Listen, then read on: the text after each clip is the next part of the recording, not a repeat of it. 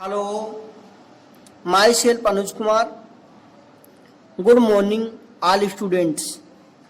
आज हम आपको हिंदी व्याकरण रचना पाठ 3 शब्द विचार पढ़ाएंगे। आम, मेज, चिड़िया। आम एक फल का नाम है, मेज एक वस्तु का नाम है, चिड़िया एक जीव का नाम है। इन सभी शब्दों का एक अर्थ है। आपने देखा उपर्युक्त सभी शब्द अनेक ध्वनियों के मेल से बने हैं। हमने सीखा 2 या 2 से अधिक वर्णों के सार्थक समूह को शब्द कहते हैं। अर्थ के आधार पर शब्द भेद। शब्द सार्थक शब्द, निरर्थक शब्द। निम्नांकित शब्दों को पढ़िए। सूरज, नदी, महात्मा, किसान, पानी, मेज, कहानी। अर्थात ये शब्द जो है वो सार्थक हैं। इनके विपरीत सूरज का ऊरज, नदी का बदी, महात्मा का बात्मा, किसान का विशान, पानी का बानी, मेज का वेज, कहानी का बाहनी। अर्थात ऊरज, बदी, बात्मा, विशान, वानी, वेज, बहानी ये निरर्थक शब्द है, क्योंकि इनका कोई भी अर्थ ही नहीं है।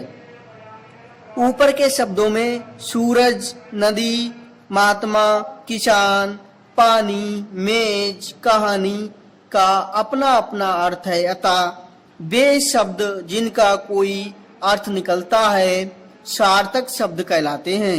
इसी प्रकार ऊरज, बदी, बात्मा, विशान, बानी, वेज, बहानी शब्दों का कोई अर्थ नहीं है, जिससे वे निरर्थक हैं।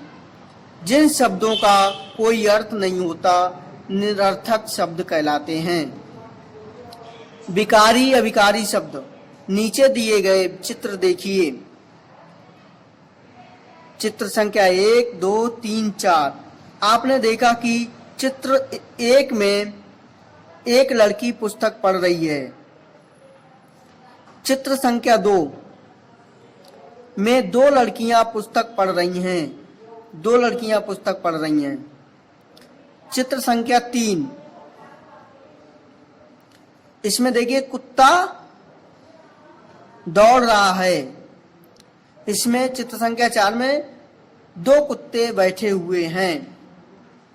अतः इन वाक्यों में लड़की और कुत्ता शब्दों का रूप बदलकर क्रमशः लड़कियां और कुत्ते हो गए हैं। अर्थात इनमें परिवर्तन हो गया है या विकार आ गया है। अतः जिन शब्दों का वाक्य में प्रयोग होने पर रूप बदल जाता है उन्हें विकारी शब्द कहते हैं। ध्यान दीजिए, संज्ञा, सर्वनाम, विशेषण तथा क्रिया विकारी शब्द होते हैं।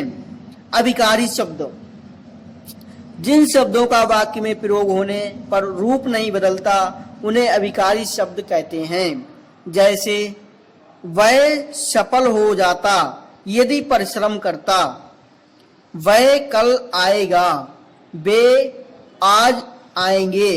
इन वाक्यों में यदि, कल, आज अविकारी शब्द हैं। ध्यान दीजिए, अविकारी शब्द क्रिया विशेषण, संबंध बोधक, समुच्चय बोधक और विस्मय बोधक होते हैं। भाषा की दृष्टि से शब्द भेद। भाषा की दृष्टि से शब्द के 4 भेद हैं। तत्सम शब्द ये वे शब्द हैं जो संस्कृत में से सीधे हिंदी में ज्यों के त्यों प्रयोग किए जाते हैं। अर्थात कहने का अर्थ है संस्कृत के शब्दों को जैसे के त्यों में रखना तत्सम शब्द कहलाते हैं। जैसे माता, अग्नि, कपूर, आम्र। नंबर 2, तद्भव शब्द। संस्कृत से बिगड़कर जो शब्द बने हैं उन्हें तद्भव उस जैसा कहते हैं। जैसे आग, आग अग्नि से आग बना, आम्र से आम बना और कपूर से कपूर बना। नंबर 3, विदेशज शब्द। हिंदी भाषा में घुले मिले वे शब्द जो विदेशी हैं उन्हें विदेशज शब्द कहते हैं। जैसे आदमी, नमक, बर्फ, दीवार, ये शब्द फारसी हैं। इसी प्रकार गरीब, अखबार, कानून, तारीख, इनाम, इन शब्दों को अरबी शब्द बोलते हैं। लैंप, डॉक्टर अंग्रेजी, अर्थात ये किसी ना किसी अन्य भाषा से या अन्य देश से संबंध रखते हैं, इसीलिए इनको विदेशज शब्द कहते हैं। और नंबर 4 देशज शब्द, ये शब्द किसी भाषा से नहीं आए हैं, ये क्षेत्र विशेष से बोले जाते हैं। जैसे लुटिया, पगड़ी, खिचड़ी, जूता, गाड़ी, रोटी, झोपड़ी, डिबिया, खिड़की आदि, ये शब्द वो हैं जो देशज शब्द होते हैं। इसे हर जगह पे अलग अलग तरीके से लोग यूज करते हैं और बोलते हैं, इसीलिए देशज शब्द कहते हैं। जान चुके हैं 2 या 2 से अधिक वर्णों के सार्थक समूह को शब्द कहते हैं। अर्थ के आधार पर शब्द के 2 भेद हैं, सार्थक शब्द और निरर्थक शब्द। प्रयोग के आधार पर शब्द के 2 भेद हैं, विकारी शब्द और अविकारी शब्द। तत्सम वे शब्द हैं जो संस्कृत से सीधे हिंदी में ज्यों के त्यों प्रयोग किए जाते हैं। तद्भव के शब्द हैं वे शब्द हैं जो संस्कृत से बिगड़कर हिंदी में प्रयोग किए जाते हैं। हिंदी भाषा में घुले मिले विदेशी शब्द विदेशज शब्द कहलाते हैं। क्षेत्र विशेष में बोले जाने वाले शब्द देशज कहलाते हैं। तद्भव वे शब्द हैं जो संस्कृत से बिगड़कर हिंदी में प्रयोग किए जाते हैं।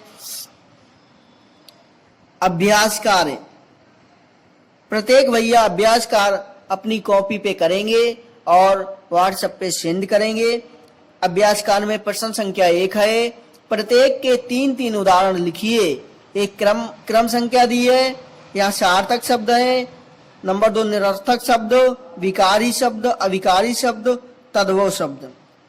इसमें देखो नंबर 1 में मैंने लिखा है सूरज, इसका निरर्थक शब्द है ऊरज। विकारी शब्द संज्ञा, अविकारी शब्द है क्रिया विशेषण है।